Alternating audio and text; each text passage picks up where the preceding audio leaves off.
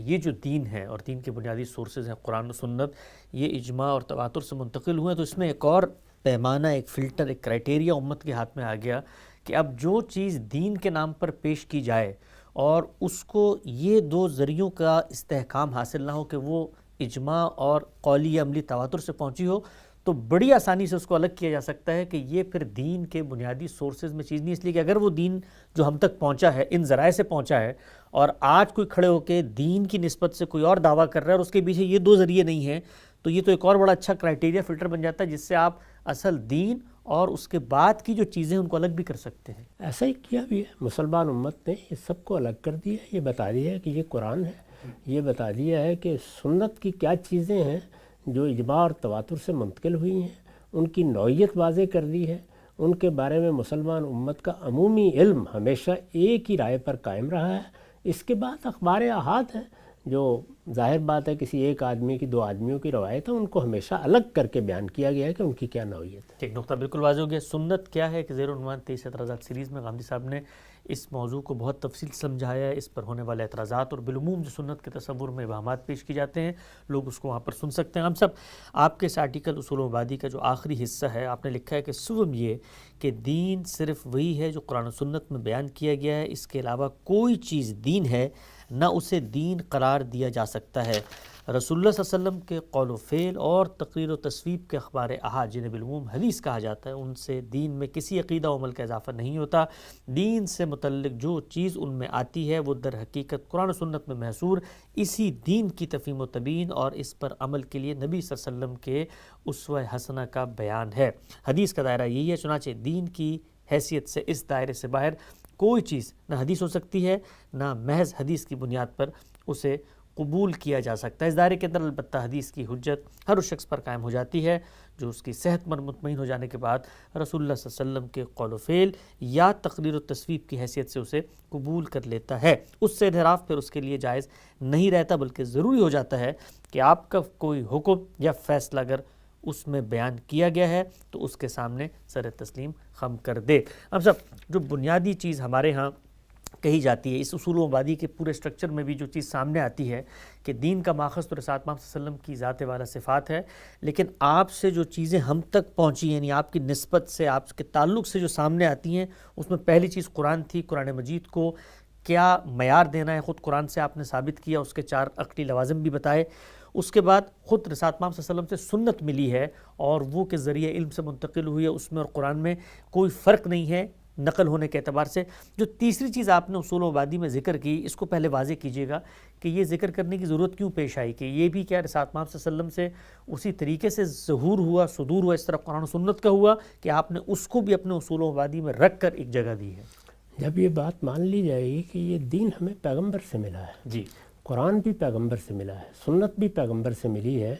تو اس کا نتیجہ کیا ہوا؟ اس کا نتیجہ یہ ہے کہ پیغمبر ہی کی ذات والا صفات ہے جس کی طرف دین کے لیے رجوع کیا جائے گا۔ بالکل ٹھیک ہو گیا۔ چنانچہ میں نے اپنی کتاب میزان میں جب افتتاحی پیرا لکھا ہے تو اس کا خاتمہ اسی جگہ پر کیا ہے کہ اب قیامت تک دین کا تنہا ماخذ رسالت مآب صلی اللہ علیہ وسلم کی ذات والا صفات ہے۔ ٹھیک، یعنی میں جب دین کے بارے میں کوئی بات کروں گا تو مجھے بتانا پڑے گا کہ یہ بات میں نے کہاں سے لی ہے، یعنی یہ میرا اپنا کوئی فلسفہ ہے، میں نے اپنے طور پر سماجی تجربات سے اس کو اخذ کیا ہے، یہ کوئی ایسی چیز ہے کہ جو میں نے سائنس سے حاصل کی ہے، جغرافیے سے حاصل کی ہے، تاریخ سے حاصل کی ہے، کیا ماخذ ہے اس کا؟ تو دین کے معاملے میں ان میں سے کوئی چیز بھی ماخذ نہیں بن سکتی۔ اگر اس کو پیش کیا جائے گا تو وہ ایک بدعت ہوگی، وہ کوئی نئی چیز ہے جو آپ دین کے نام پر بیان فرما رہے ہیں۔ دین کے نام پر جو بات بھی کہی جائے گی، جو چیز بھی پیش کی جائے گی، اس کا ماخذ محمد الرسول اللہ ہوں گے۔ جب محمد الرسول اللہ ماخذ ہیں تو ظاہر ہے جو کچھ بھی آپ سے صادر ہو رہا ہے پھر اس کو سمجھا بھی جائے گا، دیکھا بھی جائے گا اور اس کو کیٹیگرائز بھی کیا جائے گا۔ تو یہ وہی چیز ہے، یعنی جو پہلی چیز آپ نے دی وہ اللہ کی کتاب دی،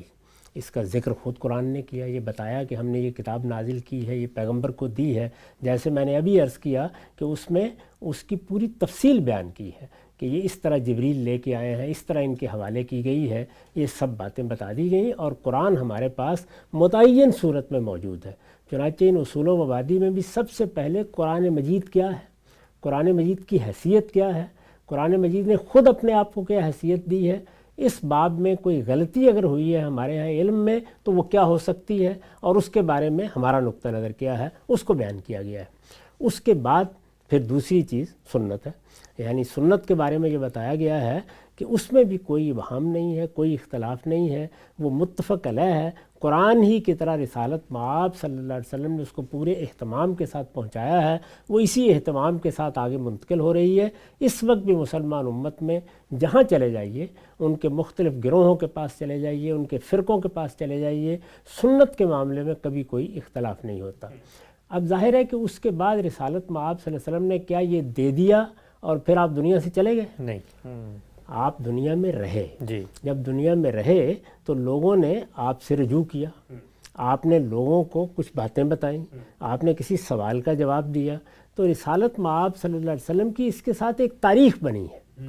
یعنی ایسا نہیں ہے کہ ایک دن آپ تشریف لائے، ایک ہاتھ میں قرآن تھا، دوسرے میں سنت تھی، دونوں دے کے آپ دنیا سے رخصت ہو گئے۔ جی، وہ 23-24 سال کا عرصہ ہے جو آپ نے گزارا ہے، اس میں بہت سے مراحل پیش آئے ہیں، تو ایک تاریخ بنی ہے،